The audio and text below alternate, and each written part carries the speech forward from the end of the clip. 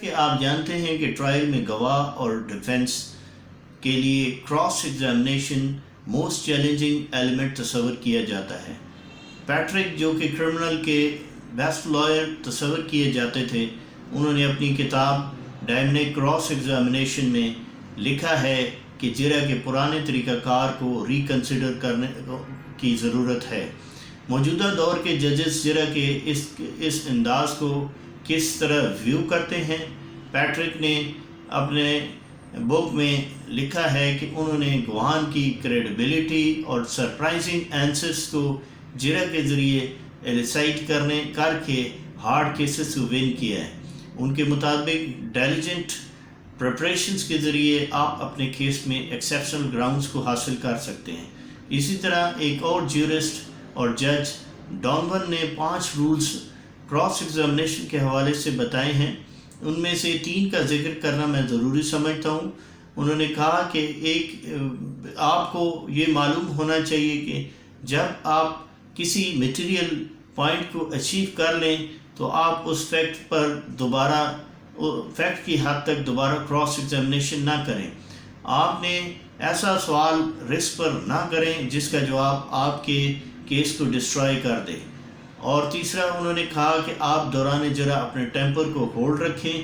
اگر گواہ اپنے ٹیمپر کو لوز کر جاتا ہے تو آپ اسے کسی بھی فیکٹ کے حوالے سے آپ اچیو کر سکتے ہیں۔ اسی طرح این اولڈ بیرسٹر رولز نے جو ورتھ نوئنگ ہیں، انہوں نے کراس ایگزامینیشن کے حوالے سے کہا ہے کہ بذریعہ سوالات آپ عدالت میں گواہ کی شہادت کے معیار کو کراس ایگزامینیشن کے ذریعے ٹیسٹ کر سکتے ہیں۔ اور اس کے ورکنگ رولز میں وہ کہتے ہیں کہ آپ کچھ سوال پوچھیں اور کم ٹو دا پوائنٹ جو آپ اچیو کرنا چاہتے ہیں، جتنا جلد ہو سکے آپ اس پر آ جائیں اور گواہ سے دوران جرح آرگیو نہ کریں، اور آپ ایسا سوال نہ کریں جب تک اس سوال کے پوچھنے کی کوئی گڈ ریزن موجود نہ ہو۔ آپ ایسا سوال نہ پوچھیں جب تک آپ سرٹن نہ ہوں کہ جواب آپ کی فیور میں آئے گا۔ اگر گواہ مینیفیسٹلی یعنی پلینلی جھوٹ بول رہا ہو تو لیو ہم انٹائرلی الون اور کیپ کام۔ کچھ پوائنٹس جو ہیں مختلف بک سے میں نے ایکسٹریکٹ کیے ہیں، وہ میں آپ کے سامنے آج ہم اس کو شیئر کریں گے، اور جو کہ پریکٹیکل ایک رولز کی پریکٹس میں ہیں۔ فرسٹلی یہ ہے کہ لیڈنگ کویسچنز کے حوالے سے ہے۔ سیکنڈ یہ ہے کہ never ask question you do not know the answers, اور تھرڈلی ہے کہ 1 نیو فیکٹ پر کویسچن آپ نے کراس ایگزامینیشن کرنا ہے، اور فورتھ یہ ہے کہ cross examination from general to specific goal questions کے حوالے سے ہے۔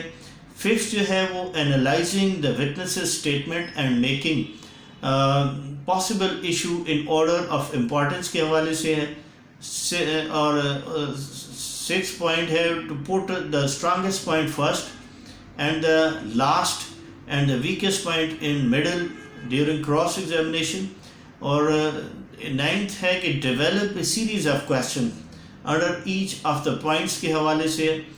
8th ہے 10th ہے use introductory remarks and transition between each point، اور اس کے بعد ہے کہ right approach can unveil the key evidence of opponents۔ آپ کو کراس ایگزامینیشن کے فنڈامنٹلز کے حوالے سے جاننا ہے، آپ نے فنڈامنٹلز آف سکلز کو جاننا ہے، آپ نے ٹرائل ایکسپیرینس کے ذریعے ایلیمنٹ آف ٹرائل کو جاننا ہے، آپ نے مختلف قسم کی کراس ایگزامینیشن کی تھیوری کو جاننا آپ کے لیے ضروری ہے کہ آپ اس میں مہارت حاصل کر سکیں، اور کسی بھی کیس کے اندر جو بیسٹ ون تھیوری ہے اس کو آپ نے کیسے اپلائی کرنا ہے۔ تو مجھے امید ہے کہ آپ اس میتھڈ کو اچیو کر کے ضرور کامیاب ہوں گے۔ آپ نے میری ویڈیو کو دیکھا، آپ کا بہت شکریہ۔